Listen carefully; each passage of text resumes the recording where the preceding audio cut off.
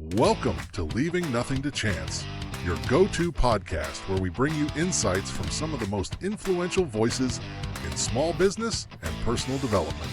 Each week, we dive deep into conversations with top thought leaders, authors, and business moguls from around the world, sharing their secrets to success and strategies for growth. Tune in for exclusive content that will inspire, motivate, and equip you to take your journey to the next level. This is Leaving Nothing to Chance. Hey, everybody. It's going to be another exciting show. A good friend of mine, Mr. Chuck Arnold, all the way from Miami. We were just reminiscing a little bit about Costa Rica, a country we both have a passion and love for. And Chuck spent a lot more time there than I did, but a beautiful country. And of course, Chuck, you're not living too bad now, living on the ocean there in Miami. That's not the worst place to be either. John, it's paradise down here. It truly is. Eventually, I will get there. I keep saying to the wife, getting tired of Dallas. It's been a long time, 30 years. But anyway, let's talk about you. You've been in the investment world, a multitude of different things as an owner, an advisor, a shareholder, an individual investor, a guy who's raised money to the tune of billions of dollars for different businesses over the years, going way back to 1974. So what would you say would be the greatest lesson that you've learned in business that our listeners can gain from? I would say my greatest lesson is that businesses are never successes or failures. People are. I could put two people in the same circumstance, the same business. One will be successful and one will give me reasons why they're not successful. It's all down to the human being, John.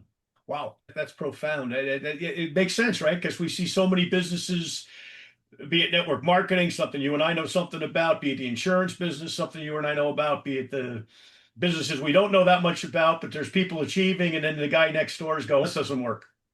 Well, That's exactly right. Why is it working for him? Exactly right, John. You are so correct. It all boils down to the person and their perspective.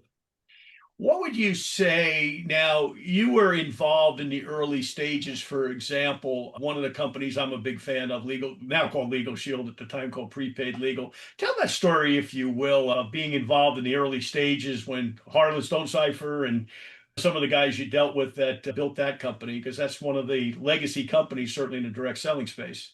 Recognize I'm originally from California, and I started out in the franchise business and then moved into the investment business.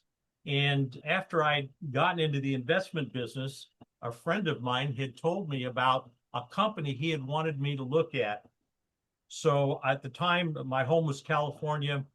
I flew to the middle of the country. I flew to Tulsa, Oklahoma. I rented a car. I drove a couple of hours to Enid, Oklahoma. And again, this is quite a while ago. This is in the early 90s. And I met a gentleman by the name of Harlan Stonesipher. And Harlan came in with a short sleeve shirt on, a tie, a little clip in his pocket with a lot of pins in there. And we started talking, and we sounded interested, but I really didn't grasp what he was doing. And this is, again, before the internet. This is 94, the early 90s, before everything as we know it today. He took me into a room, probably 60,000 square feet, with so many computers there. I felt like I was in a computer world. And we then sat, I was mesmerized by his business, and he told me what his dreams were, what his plans were. And at the time, I was more impressed by Harlan, but the room of computers, today, maybe those computers could be fit on one, but at the time, I was so impressed that I had decided to put capital into Prepaid Legal. So I was one of the original investors with that company, John. Amazing, amazing. Yeah, it certainly has had an interesting 53-year history. And let's talk about that irrespective of Prepaid. You take a guy like Harlan, obviously a great entrepreneur. I think he was a school teacher, a part-time insurance agent, if I'm not mistaken. I met Harlan a few times along the way. But you take Harlan, you take some of the other great business people that had a vision. Talk about the people who had a vision that succeeded, that you saw something in them, like you did Stonesipher early on, and said, hey, this guy or this gal or this couple are visionary. And even though today maybe they're nowhere, they're in Oklahoma with a bunch of computers and a few salespeople, what's that juxtaposition that you saw as an investor, number one, and number two, you saw in those individuals and their insights into what they're going to do? Because that was one of your successful business ventures. You've had many. But what is it that you see in those people that maybe other people miss when they talk to them? The first thing I want to say, John, is our greatest strengths are our greatest weaknesses. They really are. And when you think about that, you'll probably understand what I mean. A good example is the abilities and capabilities also have to be matched with passion. If you don't have the passion for what you're doing, you might be great at it, but you're not going to be that extra inch, the two basketball players that go up to make that shot, and the one guy just presses that extra inch to go up there. And a good example of different personalities, back in the early 70s when I started in business, one of the first projects I was ever involved with was a video game. It was the first video game ever put out in the world. It was called Pong. In 1973, myself and a group of investors put a coin mechanism on these, and we made a cocktail table that you could put into a bar or a cocktail lounge and play a game. It was before any of the games and sophistication that we have today.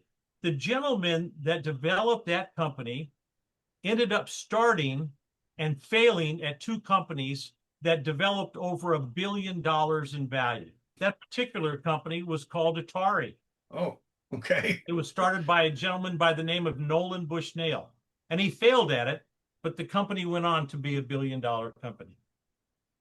The second company he started again was Chuck E. Cheese, Pizza Time Theater. He started it, it failed, another group came in and made it work. So really, that's going back to what I said in the beginning. Businesses aren't successes or failures, people are, but the people that have the passion and the vision also have to marry themselves with management people that can fiscally be responsible for making sure that business operates correctly. Chuck, you just said something too that struck a nerve, and I keep looking at my notes, but there's so many things because we know each other so well too that we could just probably talk like we're sitting in a coffee shop somewhere. But you said something interesting. You take that guy, right? So Atari, a game that mostly kids played, right? Adults liked it too. Kids obviously loved it. I think it was one of the first video games, if not the first video game I ever played personally. And that or Pac-Man, I can't remember, but one of them. But you take that and then Chuck E. Cheese, right? A business primarily for children, right? Mom and dad are paying for kids. How much did vertical integration? Because if I have a pizza parlor for kids with games and I create Atari, seems to me like that's a hand in glove philosophy of where one business feeds another business. How important has that been with all of these different entrepreneurs that you work with, where they've got that, I can see this with this, I can see this with that, so they don't get out of their wheelhouse, so to speak, and they're not doing something that they're unfamiliar with, where they're kind of keeping it all on the same page, if you will. How important has that been to the success of a lot of these investors or business builders? The people that have the passion and the dynamics are sometimes not as capable in operating the company. So to me, it's important to have that combination. I believe if the owner of Atari, and Atari was the first video game, John, you're right. Pac-Man came out in the 80s, late 70s, early 80s, but Atari was started, I think, 71, 72, and I got involved in 1973. So a combination of passion, wisdom, vision, but management are really responsible. Now, when I look at a product, I look at it different than I look at a person. I'll give you an example. If I'm looking at a new opportunity, there are 4 key things that I look at to make an investment of time or money in there. And the first thing is demand. If you have to create the demand for something that's new, your risk is much higher. To take advantage of a product or a service where the demand is already there is much safer. The second thing is it has to be priced right. You don't want to be too high and you don't want to be too low. You want to be where the end user, the business, or the consumer can see the value in the pricing. The third thing is the quality of the service or product has got to be there to sustain itself so that you'll have repeat business. And the fourth thing is image. Image is so important for companies to be successful. People, when they think of things, they relate to images. I'll give you an example. Do you blow your nose with a Kleenex or a tissue? Do you copy something or do you Xerox it? So branding is so important, and people don't think about that. But those four things: demand, pricing, quality, and image. And I have to check those boxes off before I get involved with something. And then you look at the people that are going to run it. Will these people put in the time? Will they put in the effort? Are they capable of doing that? And do they have the infrastructure around them to make their entity a success? It's interesting that you say that about people, because I watch Marcus Lemonis a lot. I've become a big fan of Marcus over the last few years, since I had no idea, like everybody else did, who he was at one point, and now I see him all over the place. But he talks about people, process, product, right? In no particular order. All three are equally important in his opinion. Dr. Jim Collins, of course, Good to Great, Built to Last, right? Talks about you put the right butts in the seats on the bus. Doesn't matter what you're selling, you'll figure it out if you got the right people, the right accountant, the right lawyer, the right shipper, the right everything that we need in business today. So it's interesting that you say that, but let's talk about people for a minute. And that work ethic, if you will, something that I think in America we were famous for at one point, and I don't know that we are today, but whether we are or we're not, how important is that in an entrepreneur, that work ethic, that they're willing to spend not only the time, but also go through all of those stuff that you and I both know only too well. It's easy to ride the highs, it's tough to ride the lows, but how do you evaluate that the first strong wind isn't going to blow a guy off his course and he's going to lose your money or other investors' money? How do you make that determination? Is there a litmus test? John, that is probably the most critical thing that you've said, because people are going to be the ones that make it happen or break it. And if they don't have the experience and they don't have the passion and tenacity, it won't be successful, because as you said, there are going to be good days and there are going to be bad days. And you have to, if you're going to be successful, live with both. I'll give you an example. Recently, and this is a recent example, I met with a young man. He builds homes. He builds them with an innovative way out of steel. He is an immigrant from Cuba. He came here 5 years ago. Today, he has a business that a large conglomerate offered him $150 million, and he turned it down. This young man is 30 years old. Wow. 30 years old. I was so impressed because he fundamentally looks at a system. He either accepts it and breaks it down, or he says that it doesn't fit for him. And so you could put 100 people in the same position that this man's in, John, and they would never reach where he's at today at 30 years of age. It was amazing with what you're saying and about the people, because the people will make or break it. And if they don't have the right attitude, if they won't spend the time and be tenacious enough to make it work, and if they don't have the passion to go through, most times they're not going to make it to the end. It leads me to another question, Chuck. I was talking to a friend of mine earlier today, a very successful guy in the network marketing space. And like ourselves, he's a big fan of business. We talk about all sorts of things. And I said to him, Brian, when I look at history and I look at Henry Ford, I don't know if Henry Ford was the greatest in his generation, but he certainly was top 2 or 3, right? Him, Carnegie, Mellon, those 3 guys, and others, but certainly those 3, Edison, Tesla, they're all worthy of conversation. But when I look at Henry Ford, looked out on that assembly line that he had created, changed manufacturing in the world, not just in America. But he also had the brains to say, if those guys on the line making that car can also afford that car, that's a good thing, because not only do I sell more cars, but I also get more branding, because they're stopped at I don't think there were stoplights in those days, but I think there were stop signs, right? Somebody goes, oh, there's one of those Fords. Wow. Hey, sweetie, we got to go check that out, see if we can afford one. And gee, that guy works at that plant and he's able to afford one. That to me was such a stroke of genius on Henry Ford's part. So my question is this: we're living in a time where AI is replacing lots and lots of jobs. Let's face it, there's people that in companies 30 years, they walk in, a robot has replaced them, and here's 2 weeks, good luck. And that's unfortunate. But two questions out of that, Chuck, as a lifelong entrepreneur. First question: what should those people do? How should people prepare themselves for this new technological age that we're in? That's so wonderful in so many ways, but could be so detrimental if not prepared properly. Our parents, and mine older than yours, John, had gone through transitions as well. If you look at the history of your family, they've gone through the Industrial Revolution. They went talking about Henry Ford. When the wheel came out, that was unbelievable. When an automobile with a combustion engine was added to it, oh my God, it created a lot more jobs and ended a lot of jobs. And so I think we're going through another transitional plan right now, like we did with the internet, like we've done with so many different transitions that we've been faced with. And I think that the human being has got to adapt. They have to understand one of the only things that's constant is change.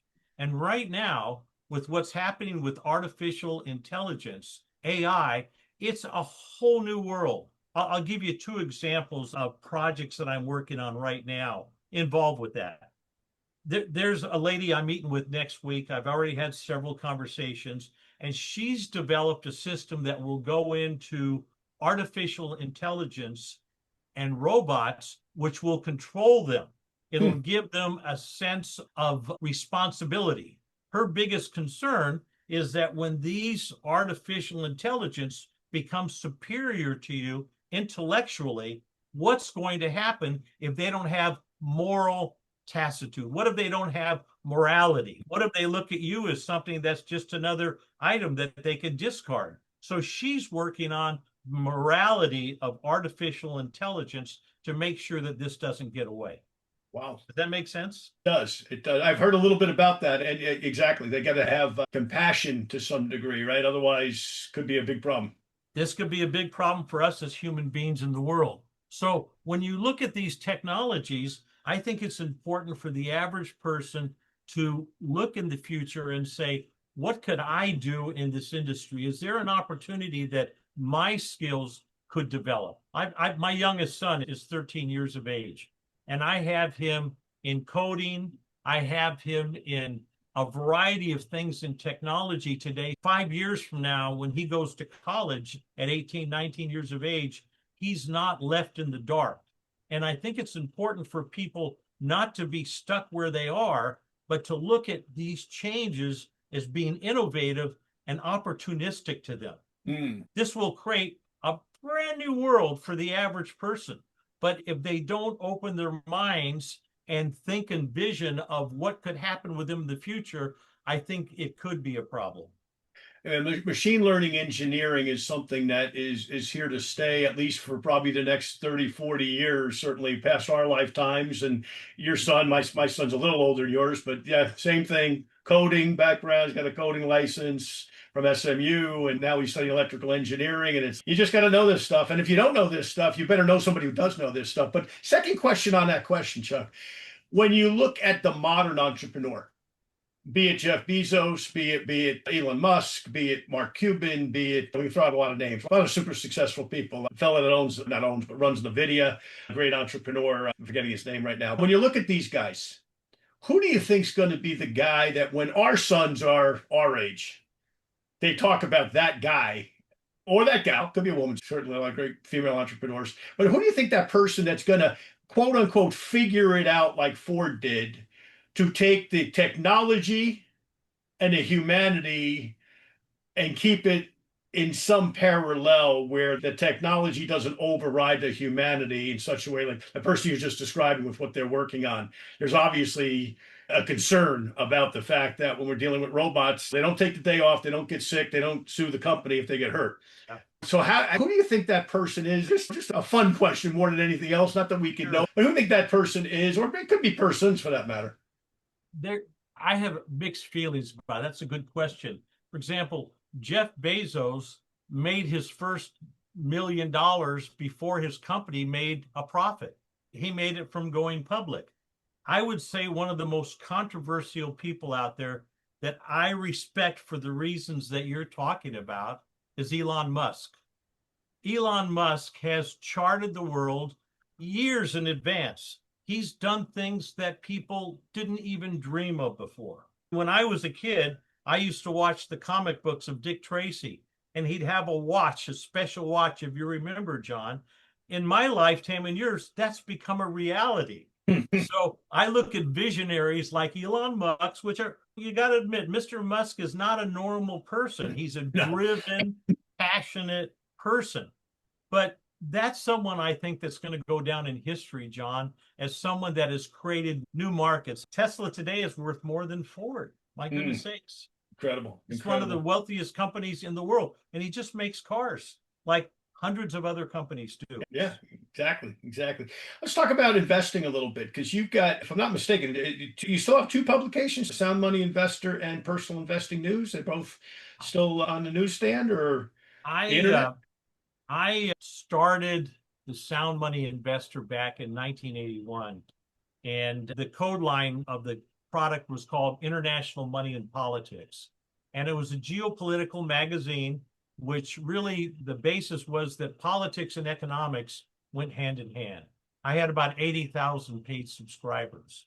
Later on, I purchased another company called Personal Investing News, which was an easy to read financial publication. We had 500,000 paid subscribers. It was a bi-monthly. And between the two publications, I hosted 6 wealth management conferences a year where we would talk about societal, financial, political, and economic issues. I sold those in 1998 and went into just private investing and private consulting. But during that time, I've got to tell you, the global market exploded to me. Back then, we would have people selling and promoting gold at $400 an ounce. We had people, you mentioned your insurance. We had a guru named Joe Gandolfo talking about estate planning. He was one of my best friends. He attended every one of my conventions, but he did $1 billion a year in life insurance. And there were thousands of Joe Gandolfos, but there was only one Joe Gandolfo. Lakeland, Florida. Lakeland, Florida. I was at his home many times, and he was a vegetarian. And every time I'd see him, he would make my mother from California make him zucchini bread. It was one of his favorite. He passed away 2 years ago. Major guy. It's interesting to see the dynamics of successful people, like you're saying, and what drives them. You take somebody like Joe. Now, Joe was a guy that came up the hard way, right? He was from Ohio, was a baseball player. I think he was in the Reds farm system at one time, didn't work out with sports, got in the insurance business. And Joe's a good example to talk about for a minute, because Joe found a niche with the orange growers at first, and then the car dealers there in Florida. And I know he even had Benson over in Louisiana that owned the Saints, et cetera, et cetera. But he figured out a niche market, and then he went vertical with everything he did, to my knowledge. A comment on him, but use him as a model, so to speak, for people listening that are saying, hey, I'm in whatever business I'm in. How do I take it vertical? Because Joe's a perfect example of that. Joe would use his personal life to attract clients.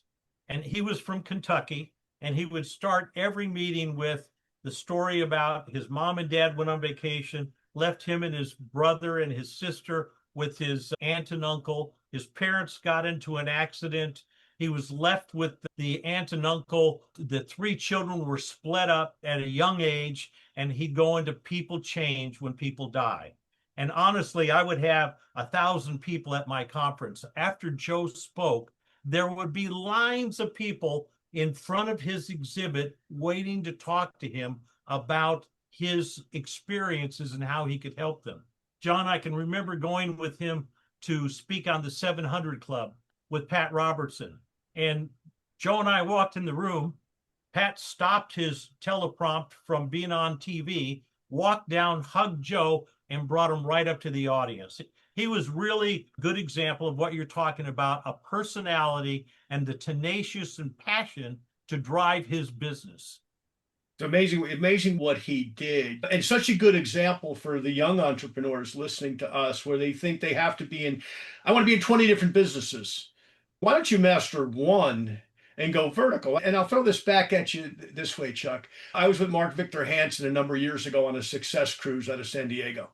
I know Mark. And great guy, great guy. And we got talking at one of the breaks. It was really funny. Him and Doug Weed are standing looking out at the ocean. And here's these two guys that I have tremendous respect for. Doug's passed away, of course. But if you don't know Doug Weed, folks, look him up. Weed was a great writer, wrote a lot of books about the children, believe it or not, of our presidents, amongst other things. Spoke a lot for the Amway Corporation. But anyway, long story short, those two guys are standing there. So I'm like, you know what? We're just three guys on a cruise. They happen to be who they are, right? So we got up and we got in a conversation, and Mark said something really interesting. He said that one of, if not the smartest thing he had done, and this cruise is probably at least a dozen years ago, maybe more. And he said that him and Jack Canfield, his partner with Chicken Soup, what they figured out was how to go vertical. They had a good idea. Obviously, people liked the first one. And they said, all right, chicken soup for the chiropractor, chicken soup for the garbage man, chicken soup for the lawyer, chicken soup for the baseball player, chicken soup for the mom, chicken soup for the dog catcher. And they had a great idea, and they did tremendously with it.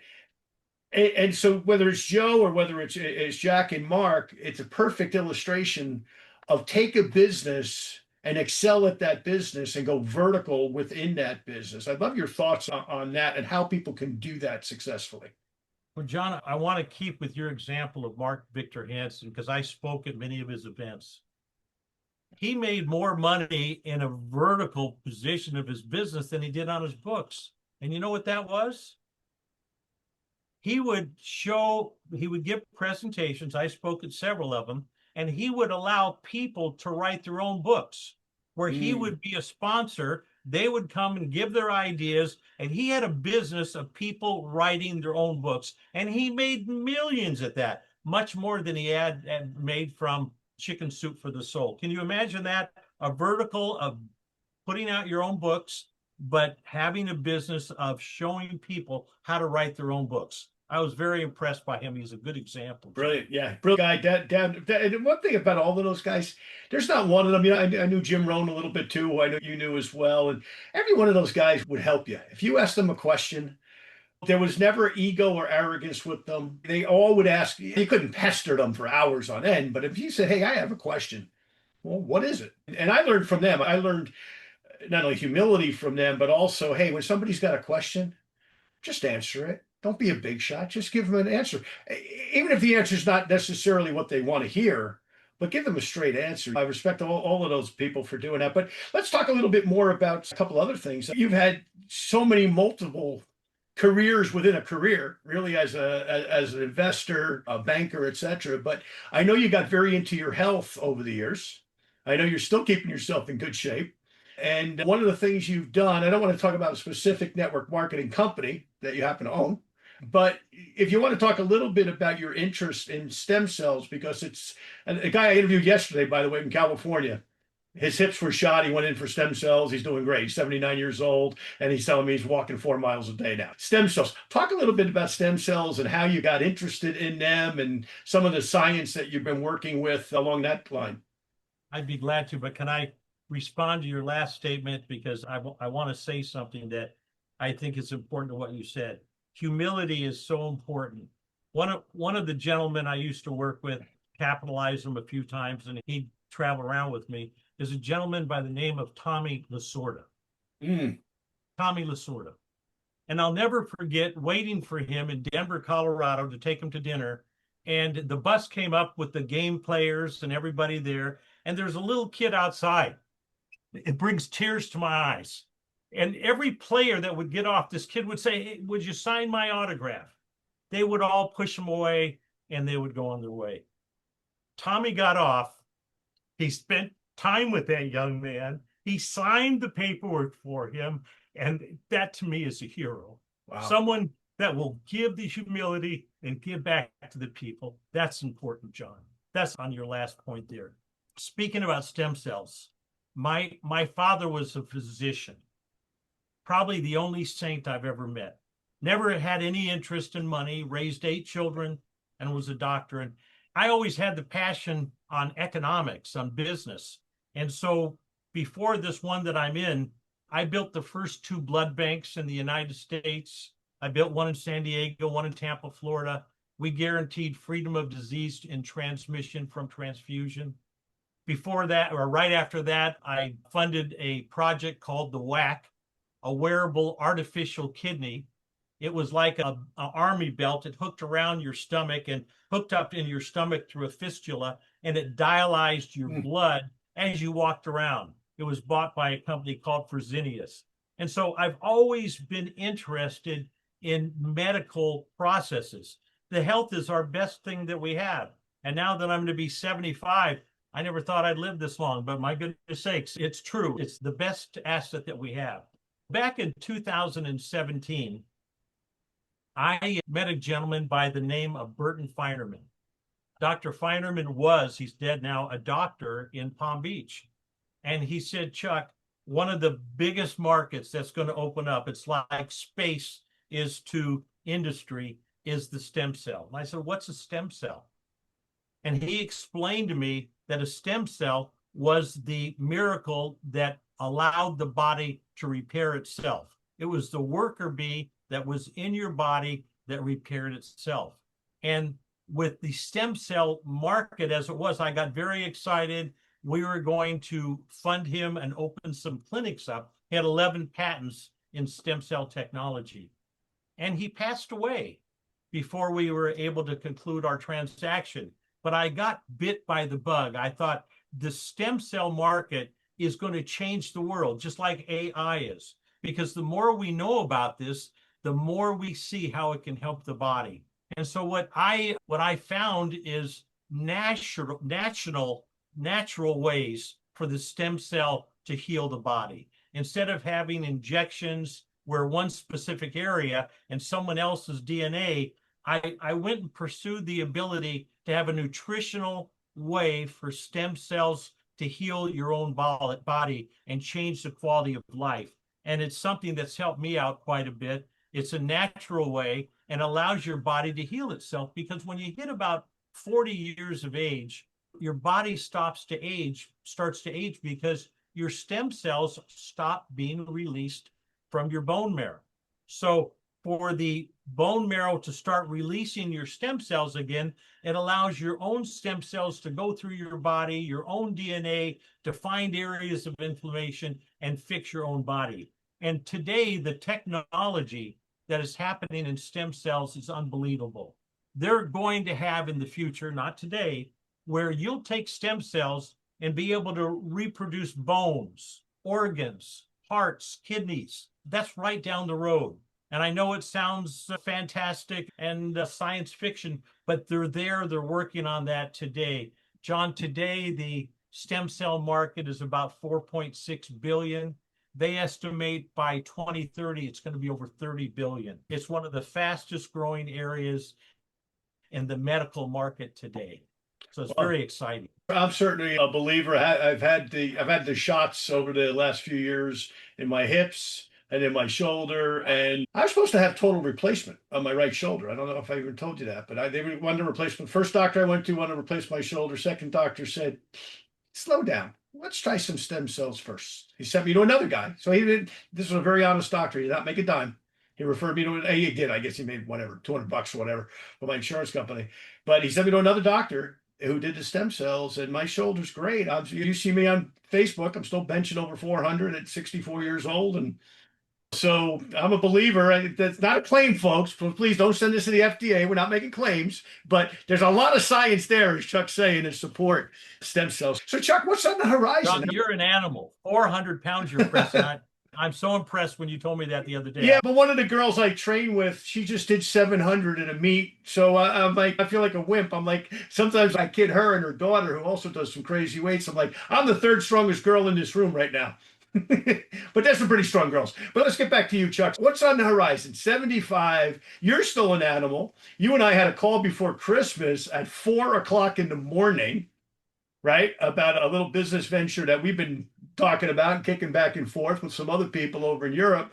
And you were off to a meeting. I don't even remember what you were off for. You had to go meet somebody at 7 a.m., a couple hours from your house on something you were working on with them. Kudos at 75 to still be going so strong. But what keeps you motivated? Obviously, it's not money anymore. Now it's a passion, but a passion for what? Is it that you're helping younger entrepreneurs? Is it just that you love to work? What is it that keeps you getting out of bed early in the morning and still driving 3 hours to help a young entrepreneur with their business? What is that drive in you? The first thing is I've got a happy home life. My wife, my son, my grandchildren, I've actually got a great grandchild now. Life is now worth living. It's invigorating. I love being able to get up every morning to be alive. This is an interesting world. And every day I learn and experience new things. You mentioned robots. Some of the things that get me so excited, I found a company in China, and this company manufactures a technology where they can charge things without them being hooked up. So Wow. a Tesla doesn't have to be plugged in anymore.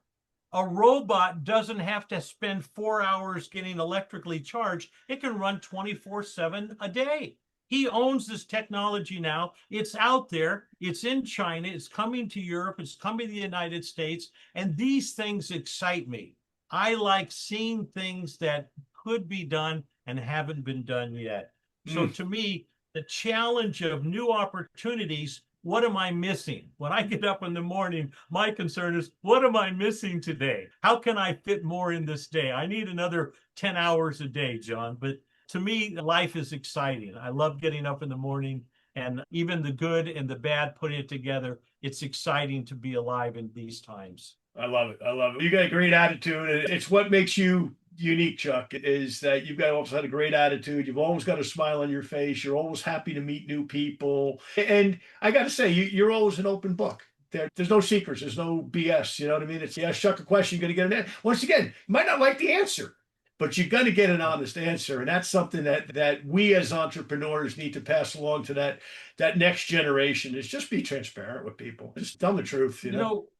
Human beings are unique to themselves.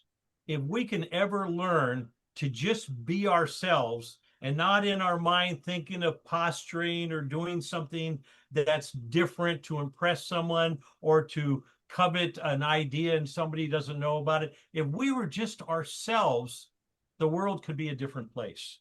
And that's what I try to be, because it's something that I have to live with myself. I look at myself in the mirror every morning, and even though I'm getting older, I'm still happy looking at that face. How many push-ups you do this morning?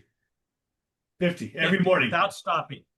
And Every morning I'll drop and do 50 push-ups. success leaves clues, right? Because you and I, since all the years we've been talking, you've been religious about your push-ups and your diet and your exercise regime. And I think that certainly has helped. Right? If you take a car and you don't change the oil, you don't put air in the tires, and you don't give it tune-ups, it's going to break down. We've been given one vessel by the guy upstairs, your human body. And today they're talking, John, about this human body lasting 100 to 200 years.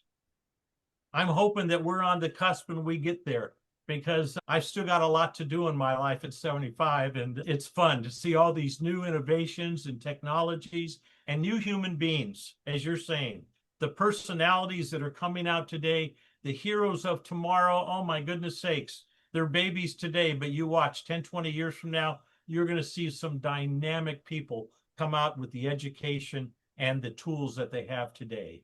Absolutely. So, Chuck, if anybody wants to reach out to you, whether they have a business idea or they want a little consulting help or want you to take a look at something with all the experience, is there an email? I wouldn't give your home phone number, by the way, but an email or something, if you want to give it, feel free, that they can reach out to you if they want, or they can go to your LinkedIn. How would people reach out to you if they wanted to get in touch with you?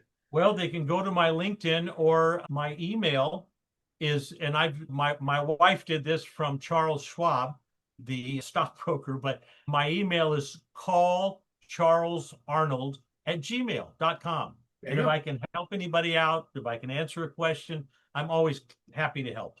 Thanks so much, Chuck.